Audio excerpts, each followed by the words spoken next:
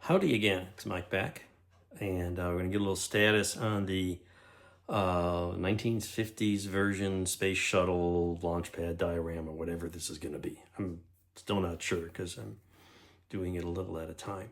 And anyways, let's take a look at what's been happening here the last few months, actually, since I did some video. I've been on a escape from the desert here in the summer in Arizona. We go to Colorado. And I took some stuff to work on. One of the objectives of this project was to use up a bunch of old Gemini parts. And if these look familiar, these are all those little oxygen tanks and fuel tanks and pressure in tanks that go in the adapter of the 48 scale Gemini spacecraft. And having built a bunch of those, I had a lot of those parts and I wanted to use them for something. And so I spent some of that time just assembling them, cleaning up the seams, there's a lot of seams, and giving them a nice primer coat of Tamiya Primer White. And that gives me, I'm going to make some kind of like a fuel farm out of this, fuel tanks or pressure to something. Just a big rack of tanks at this launch site. So that's the plan for this, and how that's going to work, I'm not quite sure, but at least that was progress. And then got back from the trip and started painting. I'm using the this Juno launch pad and this kit. I think we showed you before. Yeah, you can't see it, but anyway, this guy. See, it's upside down. And I need a launch, I got a launch pad, but it needs a tower. So I'm using this tower.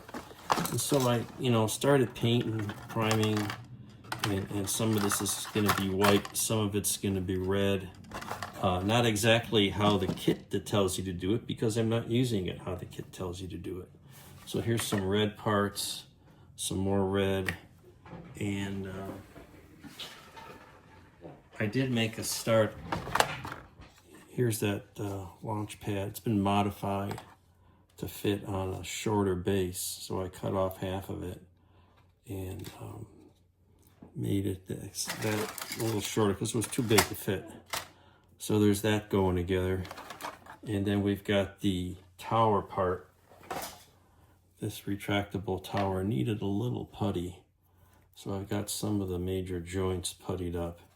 Clean that up, and then we'll paint this thing. So that's where it is. I'm not sure where it's going. I have kind of a vague sense, but it'll be interesting to see what it all looks like when it's done. It'll add some color and hopefully some busyness to it. So that's status here. So here's some progress. Made some assemblies of Gemini fuel tanks, or whatever they are. These are some of the smaller ones, and I just put them on a base so I could paint them. And in here is basically the same thing, and I've added just some wire to make, plumbing of some sort, and a little old piece of a resin radio or equipment to plug them into.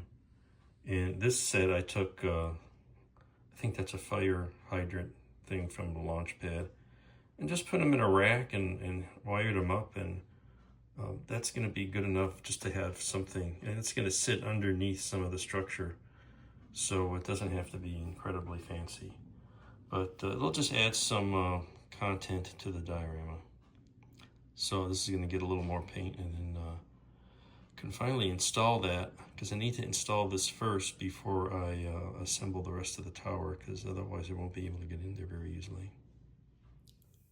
Made quite a bit of progress, and now I'm trying to get at least as far as getting this tower assembled, and then I'll add the platforms afterwards. That's the next step. But what I've got here is some problems.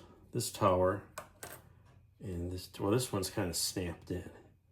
So you can see the support truss broke off. This hinge is very stiff.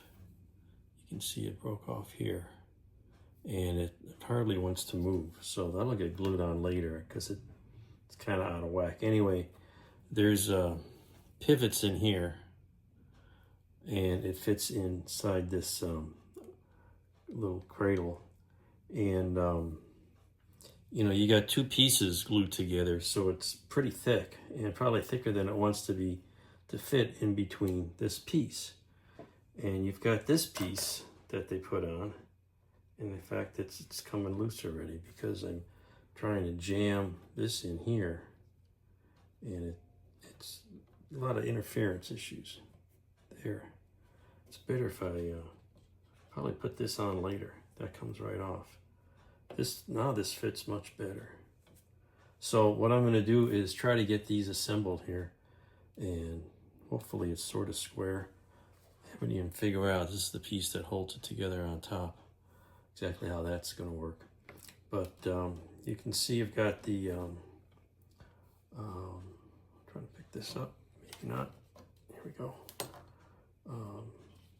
This tank farm assembly in the inside there from the Gemini tanks, and I shortened this whole thing up. It was much longer, but it's not going to fit on my base, so made some modifications, kind of using my imagination on the color scheme. But we'll try to get this much together, so I've got another family trip coming up, but I wanted to get this to at least this stage. So we'll see how that comes out. Well, there it is. I got it all together. You got to be tricky with which end is up on here. There's a little top of the platform has a hole in it. There's like a antenna or lightning rod on the top. I got this kind of glued together here, this broken joint. And for now, I got the pivots down here, and these pivots, they're not glued in. So if I have to take them out, I can. I am unlikely to, but for now, it's gonna stay not glued in. I'll touch up the panel, kind of tack it in, and I'll replace this once this all dries up. And then there's some, you know, these platforms go on here. That'll rigidize this whole thing. But for now, that works, so that's kind of cool. It's a neat model.